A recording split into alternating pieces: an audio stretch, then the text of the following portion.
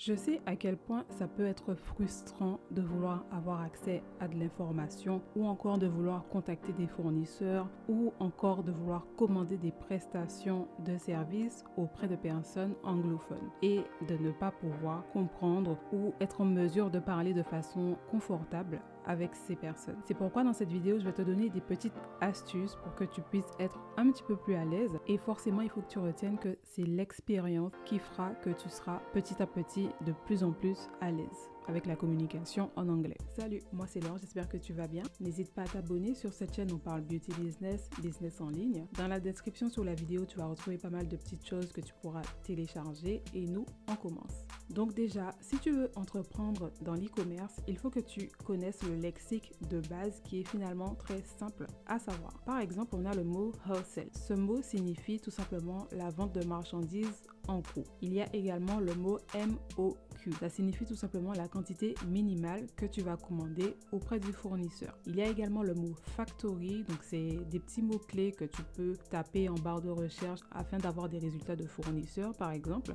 Donc, factory signifie usine. Il y a également le mot manufacturer qui signifie fabricant. On a le mot package qui signifie l'emballage. Il y a également le mot good. Donc là, à ce moment-là, on fait référence aux produits, aux colis. Il y a également le terme custom fees qui signifie frais de douane. Et tu verras également souvent le mot invoice qui signifie facture.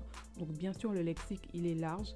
Donc ça, vraiment, avec le temps, tu seras plus familier avec ça. Ok, donc là, on se retrouve sur une vidéo YouTube. Donc j'ai mis n'importe quelle vidéo et je vais te montrer le paramétrage que tu vas faire. C'est très très simple pour que tu puisses avoir les sous-titres en français. Ça va fonctionner sur certaines vidéos et sur d'autres moins bien.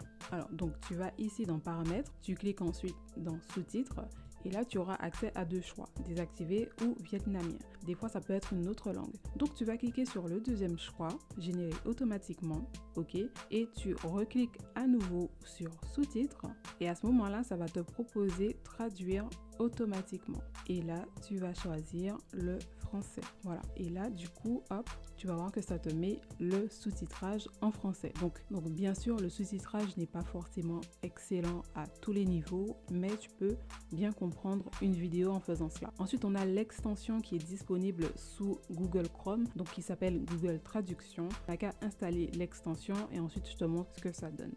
Donc là, on est sur Google et je vais taper n'importe quel site en anglais. Voilà, donc là, on a du texte en anglais. J'ai déjà au préalable installé l'extension Google Traduction. Et donc, tu vas surligner le texte que tu as envie de traduire.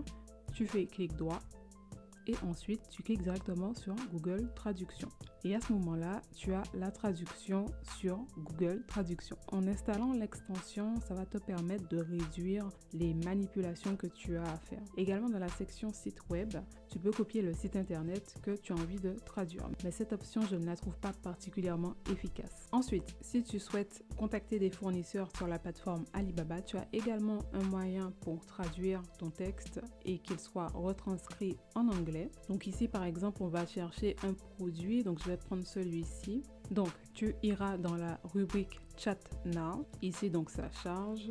Une fenêtre va s'ouvrir et voilà. Donc, à ce niveau, tu as plusieurs petits icônes et tu vas venir sur celui-ci, Translation.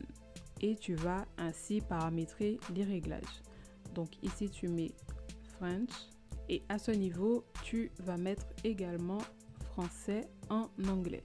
Donc, lorsque toi, tu vas écrire les messages pour le fournisseur, tu vas écrire en français et ça va automatiquement écrire au fournisseur et traduire en anglais.